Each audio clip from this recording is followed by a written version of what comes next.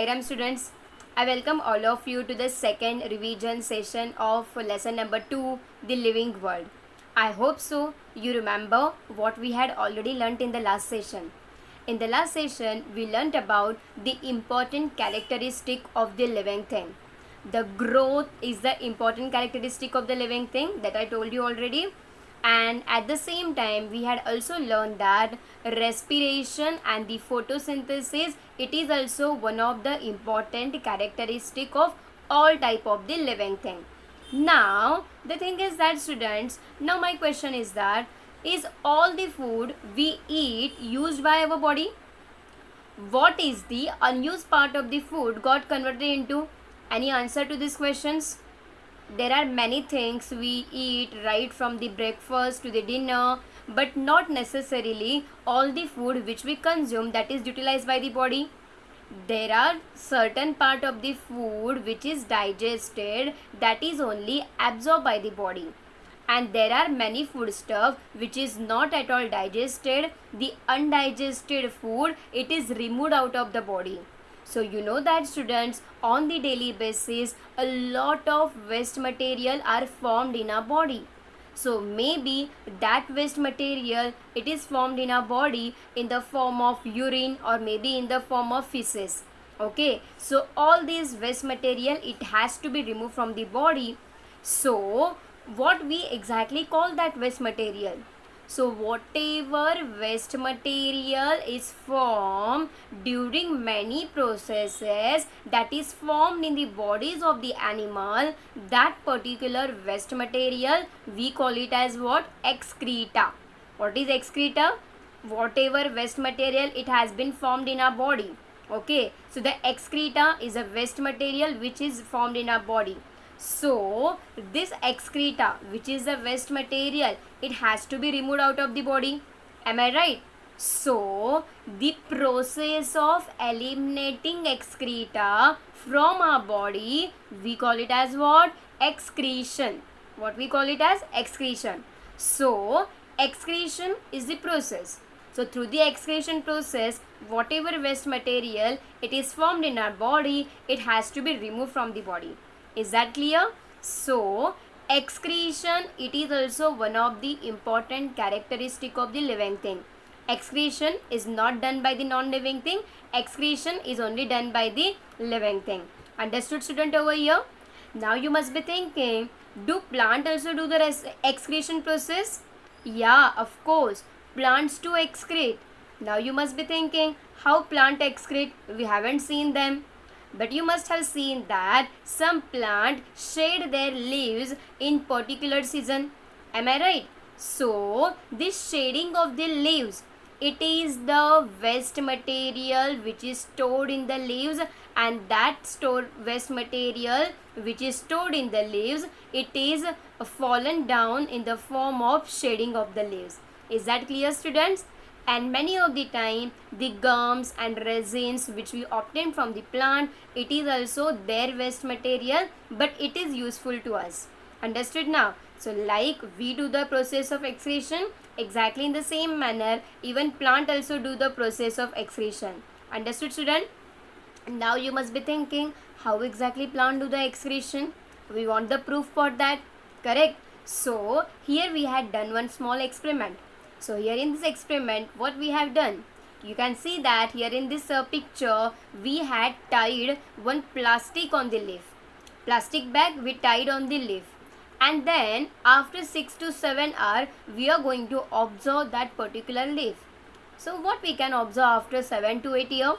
So do you know that, student, after 7 to 8 years when you observe these leaves, we will see the small droplets of the water inside the plastic bag.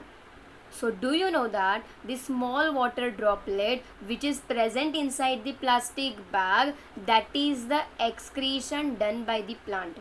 So the plant excrete water in the form of water vapor.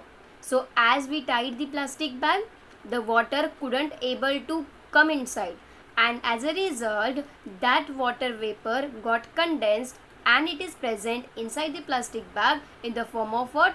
Water droplet. Understood now? So this is how the plants also follow the process of excretion. Now you got the proof how exactly plant do the excretion process.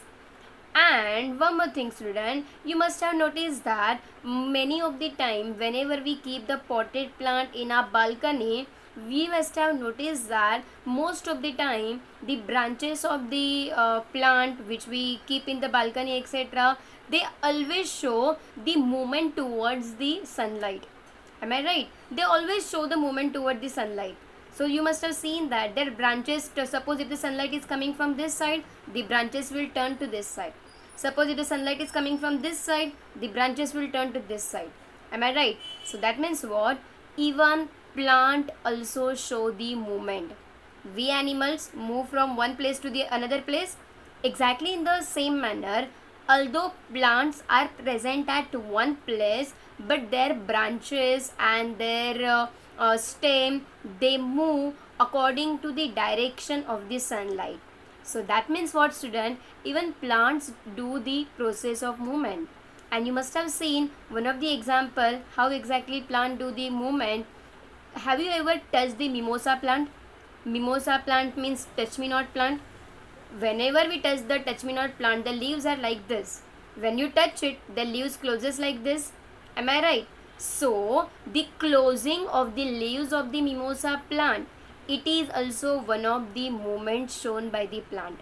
Understood now how exactly plant show the movement process over here? So this movement particularly we call it as what? Responsiveness to a stimuli. What we call it as? Responsiveness to the stimuli. So what is the definition of the responsiveness to the stimuli? The ability of living things to respond to a stimulus. The ability of living thing to respond to a stimulus. It is called as what? Responsive to a stimuli. Even we show to the, we also react to the stimulus. Like for example, suppose someone flash light in your eyes. What will be our reaction? We closes our eyes immediately. Am I right? Suppose if needle prick to our hand, we take our hand back immediately. Am I right? So this is what? Our reaction, our response to a stimuli. So like we also respond to the stimuli, exactly in the same manner, even plants respond to the stimuli. So this ability of the living thing to respond to a stimuli, we call it as what? Responsiveness to a stimuli. This is also one of the important characteristic of the living thing. Non-living thing doesn't show any kind of this type of the response to the stimuli. Understood, student? What is the responsiveness to a stimuli? And the most important characteristic of the living thing, that is the reproduction.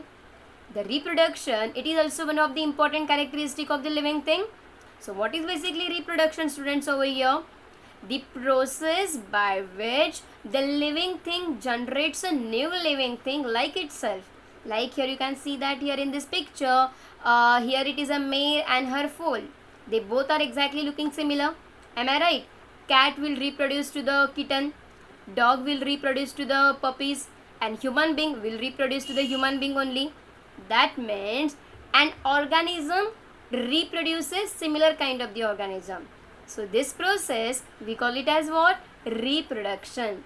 And there is alternative word for reproduction.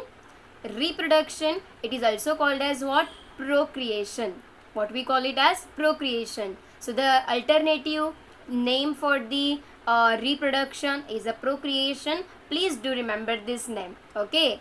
And you must have seen most of the time there are many animals which lay eggs. Okay. And from their eggs the animal come out. Am I right? So you must have seen that there are many birds who lays the egg. Even you must have seen that a hen also lays the eggs. And from that egg hatches out and the young one comes. Am I right? So there are certain type of the animal who lays the eggs and the young one will come out.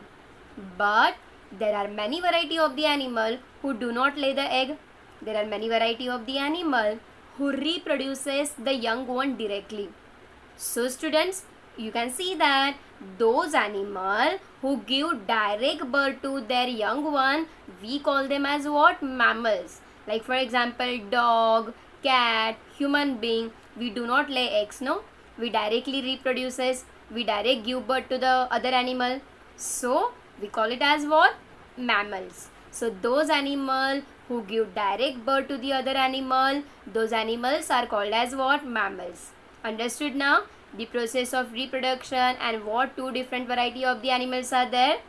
And likewise, we do the process of reproduction exactly in the same manner. Even plant reproduces. Suppose if we want to plant a new plant, what we use? Sometimes we use the seeds. We sow the seeds into the soil and then we'll get the new plant. Sometimes we cut the stem, we put into the soil, then new plant will come out. And many of the time you must have seen that even we can use the leaves also. So the new plants are produced from the seeds, stem, leaves of the plant as well. Understood now? So the reproduction process, it is shown by animals as well as plants also. Now students, observe the honeycomb and the wall. What are they made up of exactly? Yeah, you can see that the wall is made up of many bricks. Am I right? So when many bricks comes together, they form the wall. And this honeycomb, it is made up of small compartments of the honeycomb, and when the small compartments comes together, they gave rise to the large honeycomb. Am I right? So now my question is that if this wall is made up of small brick, if this honeycomb is made up of small combs, exactly in the same manner, we animal and the other plants, they must be also formed by small compartments, small something. What is that small something? We call it as? So the all type of the animal and the all type of the plant, they are also formed by some kind of the living thing. So even the living things, they are made up of something. So what exactly the living things are made up of? So the living things, we all living things are made up of one small unit, and that small unit we call it as what? Cells. So animals and the plants and the microorganism, everybody, they are formed by what? Cells. So cell is the small unit of our body. When many cells are coming together, our whole body is forming. Understood now? So you can see that many of our body functions are brought by these many type of the cell. Here in this picture, whatever cells you can see that over here, these all cells are present in our body. So these cells perform many functions, and that's why we are alive right now. Understood now? So the cell is the small unit of our body. Understood now students over here? So as cell is important part of body, there are many organisms who are made up of single cell. They are not made up of many cells. Here you can see that over here. So living thing, when they are made up of single cell, they are called as what? Unicellular organism. Unicellular means what? Their birth to death, they will be only single cell. Okay, so all the activities will be done by the single cell. So the living things which are made up of single cell are called as what? Unicellular organism. So what are the example of unicellular organism? Amoeba, paramecium, these are the example of unicellular organism. Understood? And at the same time, on the other hand, if you can see that there are many type of the living organisms which are made up of many cells. Okay, so when many living organism, when they are made up of many cells, we call them as what? Multicellular organism. In short, I can say multicellular organism we can see with our naked eyes, and the unicellular organism we cannot see with our eyes. If we want to observe the unicellular organism, we will require the microscope. Understood? So we are multicellular and the plants are also multicellular. Cow, mouse, cockroach, elephant, banyan tree, onion plant, all are the example of what? Multicellular organism. So now did you understand the difference between the unicellular organism and multicellular organism? So this is the basic difference between unicellular organism and multicellular organism. And there are many variety of the plant which are found around us. They are useful to us. And even there are many variety of the animals as well. They are useful to us. So let's see here. You can see that there are many variety of the plant which we use as the medicines. So what are the plant which we use as the medicine? Here you can see that Vasaka means Adulsa, then Hirda, then Beheda, then Aspergus. These plants we use as a medicine. They has the medicinal property. They can cure many type of the diseases as well. And at the same time, fenugreek means methi, then potato, then okra means what, bhendi, then apple and banana. These are the stuffs which we use in our daily life as a food material. Okay, so in this way students, you can see that the plants are useful to us. And even there are many variety of the animals as well which are useful to us. So what are the animals which we can use? You all are aware about the dog, cat, cow, buffalo. These animals are used as the domestic uses, means we can use for our purpose at home also. Okay, so they can used as the pet as well. And on other hand, you must have seen that fish, sheep, then fowl, they are used as the food material. So those who love the non-veg, they must be aware about this thing. Am I right? And there are many animals like you can see horse, then oxen, then camel. They prove to be useful in the various occupations, means in the field of agricultural mostly. Okay, and you know that since ancient time we say that the earthworms are the farmer's friend. Why we call earthworm as the farmer's friend? Because these earthworm makes the soil fertile and they are useful in the agricultural field. Okay, so these are the certain list of the animal which are very useful to us. But at the same time, there are many type of the animal which are not useful to us. They cause a lot of harm to us. So what are the animal which cause harm to us? So like you know that the mosquito and the flies, they spread the diseases like malaria and dengue, etc. And on other hand, you can see that over here, cockroaches and the mice and the rats, they destroy all our food and the food grains as well. And even you know that lice, ticks, they also spread the disease in the larger space. And at the same time, you all know that the bite of the poisonous lizard and the spider and the snake and the scorpion, even they might lead to the death as well. So we have to be away from all this type of the animal who cause harm to us. And most of the time there are certain wild elephant which enter the human settlements and they might cause the destruction on the larger scale. So we have to identify the animals which are harmful to us and we have to stay away from this kind of animals. Understood student? And one of the thing, let me tell you that along with the animal, there are certain variety of the plant as well which are harmful to us. So what are the plant which are harmful to us? Like you can see that the pods of the nettle, then colocasia leaves, they causes itching. By mistakenly also, if we come in contact with these plants, no, they cause a lot of itching on the skin and even they might cause the rashes as well. And at the same time, you can see that over here, plants like oleander, lantana have this strong odor. We can't bear that smell. Even it might lead to the headache as well. And one more thing, the plants like datura, it is very poisonous. And one more thing, here you can see that the uncontrolled growth of the fungi, which is usually grown on the left out food material at home, and the algae in the water, it pollutes the drinking water and it may cause the spread of the disease as well. So we have to be very careful here in these cases. Okay, and as you know about these wild animals, no need to say here, the tiger and the lion and the wolves and the leopard, they are the carnivorous animals. They cause damage to the many animals. These are the carnivorous, say they depend upon the other small animal. They attack on the small animals and then they consume their food material. So these animal who attack on the other animal, we call them as what? Predator. What we call them as? Predator. So what do you mean by predator? The animals who attack on the other animal to get the food material, we call them as what? Predator. So who are the predator over here?